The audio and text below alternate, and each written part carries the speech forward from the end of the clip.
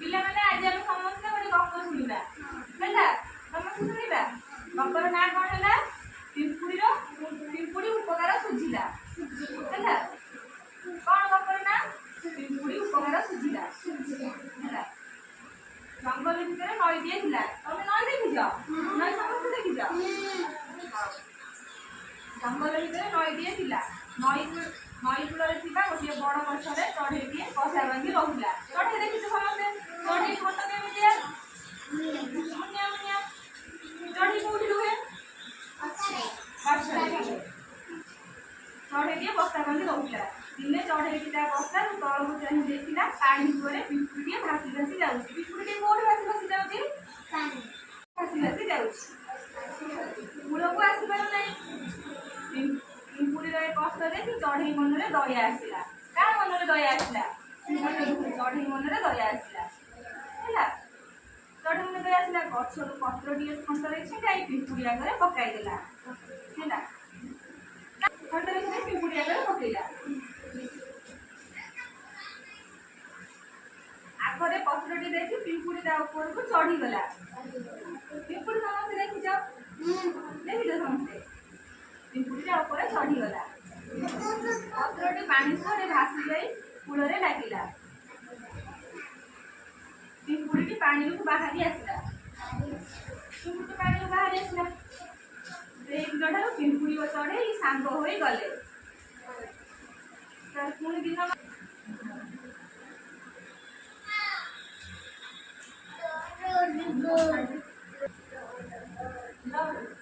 କହିଲ ଚଢ଼େଇ ସାଙ୍ଗ ହୋଇଗଲେ। ହଁ, ପିମ୍ପୁଡ଼ି ଆଉ ଚଢ଼େଇ ସାଙ୍ଗ ହୋଇଗଲେ। ପୁଣି ଦିନକର କଥା, ଗୋଟିଏ ବାଣୁଆ ଧନୁରେ ତୀର ଛଡ଼ାଇ ଚଢ଼େଇଟିକୁ ମାରିବାକୁ ଯାଉଥିଲା। କାହାକୁ ମାରିବାକୁ ଯାଉଥିଲା? ଚଢ଼େଇକି ମାରିବାକୁ ଯାଉଥିଲା। ସେତିକିବେଳକୁ ପିମ୍ପୁଡ଼ିଟି ସେଇ ବାଟରେ ଯାଉଥିଲା। ସେ ବାଟରେ କିଏ ସେତେବେଳେ ଯାଉଥିଲେ? ବାଣୁଆ ଟିକେ ଚଢ଼େଇ ମାରିବା ପାଇଁ ଗଲା। ସେତେବେଳେ କିଏ ଯାଉଥିଲା? ପିମ୍ପୁଡ଼ିଟି ସେଇ ବାଟରେ ଯାଉଥିଲା। ସେଇ ବାଣୁଆକୁ ଦେଖି ଖୁବ୍ ଜୋରରେ ରାଗିଗଲା। ପିମ୍ପୁଡ଼ି ବାଣୁଆକୁ ଦେଖି ଜୋରରେ ରାଗିଗଲା। ଆସ୍ତେ ଆସ୍ତେ ବାଣୁଆ ପାଖକୁ ଯାଇ ତାର ଗୋଡ଼କୁ ରୁକିନା କାମୁଡ଼ିଦେଲା। ତା ଗୋଡ଼କୁ କାମୁଡ଼ିଦେଲା। ବାଣୁଆର ଗୋଡ଼କୁ କାମୁଡ଼ିଦେଲା ପିମ୍ପୁଡ଼ି। ତା ଗୋଡ଼କୁ କାମୁଡ଼ିଲା। ବାଣୁଆର ଗୋଡ଼କୁ କାମୁଡ଼ିଦେଲା। ବାଣୁଆ ଚମକି ପଡ଼ିଲା। ତା ହାତ ହଲିଗଲା। ହାତ ହଲିଯିବାରୁ ତୀରଟି ଚଢ଼େଇ ଦେହରେ ନ ବାଜି ଗଛ ଡାଳରେ ବାଜିଲା। ତା ଦେହରେ ବାଜିଲା। ଚଢ଼େଇ ଦେହରେ ନ ବାଜି ତା ତୀରଟି ଗଛ ଦେହରେ ବାଜିଲା। ଶବ୍ଦ ଶୁଣି ଚଢ଼େଇଟା ଉଡ଼ିଲା ଉଡ଼ିଗଲା।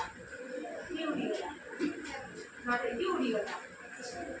କିଏ କିଏ ସାଙ୍ଗ ହୋଇଗଲେ କହିଲ? ଚଢ଼େଇ ଆଉ ପିମ୍ପୁଡ଼ି।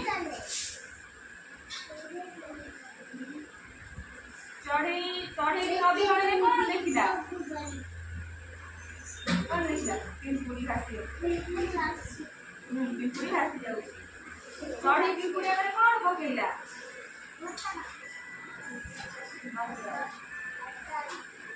ପିମ୍ପୁଡ଼ି କିପରି ପାଣି ଉପରକୁ ଆସିଲା?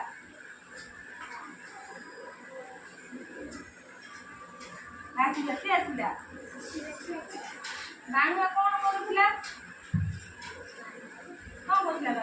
ଚଢ଼େଇକି ତୀର ମାରୁଥିଲା। ତୀରଟି ବାଣୁଆର ତୀର ଚଢ଼େଇ ତୀରରେ ନ ବାଜି କୋଉଠି ବାଜିଲା? ଗଛରେ ବାଜିଲା। ପିମ୍ପୁଡ଼ି ବାଣୁଆକୁ କଣ କଲା? ପିମ୍ପୁଡ଼ି କଣ କଲା? ଗୋଡ଼କୁ ରୁକିନା କାମୁଡ଼ିଦେଲା। ବାଣୁଆର ତୀର କେଉଁଠି ବାଜିଲା? ଗଛ ଡାଳରେ ବାଜିଲା। ଶବ୍ଦ ଶୁଣି ଚଢ଼େଇ କଣ କଲା? ଚଢ଼େଇଟି ଉଡ଼ିଲା ଉଡ଼ିଗଲା। ଜଙ୍ଗଲ ଭିତରେ କଣ ଥିଲା କହିଲେ ସମସ୍ତେ? ଜଙ୍ଗଲ ଭିତରେ ନଈଟିଏ ଥିଲା ହେଲା।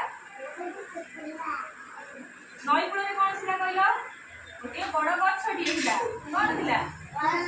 ବଡ଼ ଗଛଟିଏ ଥିଲା। ସେଇ ଗଛରେ କିଏ ରହୁଥିଲା? ଚଢ଼େଇଟିଏ ବସା ବାନ୍ଧି ରହୁଥିଲା। ତମେ ଚଢ଼େଇ ବସା ସବୁ ଦେଖିଛ? ଚଢ଼େଇ ବସା କେମିତି କରେ? ବସ୍ତା ବାନ୍ଧି ସବୁ କୁଟା କାଟି ସବୁ ରଖି ଗଛରେ ବସ୍ତା ବାନ୍ଧେ।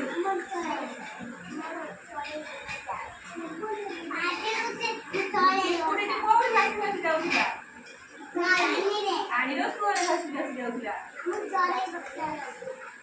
ପିମ୍ପୁଡ଼ିର ଦୁଃଖ ଦେଖି କାହା ମନରେ ଦୟା ଆସିଲା? ଚଢ଼େଇ ମନରେ। ଗଛରୁ ପତ୍ରଟିଏ ଛିଣ୍ଡାଇ ପିମ୍ପୁଡ଼ି କାହା ଆଗରେ ପକେଇଲା? ପିମ୍ପୁଡ଼ି ଆଗରେ ପକେଇଲା। ପିମ୍ପୁଡ଼ିଟି ପତ୍ରଟି ନେଇକି କଣ କଲା? ତା ଉପରକୁ ଚଢ଼ିଗଲା। କଣ କଲା? ତା ଉପରକୁ ଚଢ଼ିଗଲା। ପତ୍ରଟି ଭାସି ଭାସି ଆସି ସୁଅରେ ଭାସି ଭାସି ଆସି କୂଳରେ ଲାଗିଲା। ତାପରେ ପିମ୍ପୁଡ଼ିଟି ବାହାରି ଆସିଲା। ତାପରେ ସେ କିଏ ସାଙ୍ଗ ହେଲେ କହିଲ? ପିମ୍ପୁଡ଼ି ଆଉ ଚଢ଼େଇ ସାଙ୍ଗ ହେଲେ। ଶବ୍ଦ ଶୁଣି ଚଢ଼େଇ କଣ କଲା?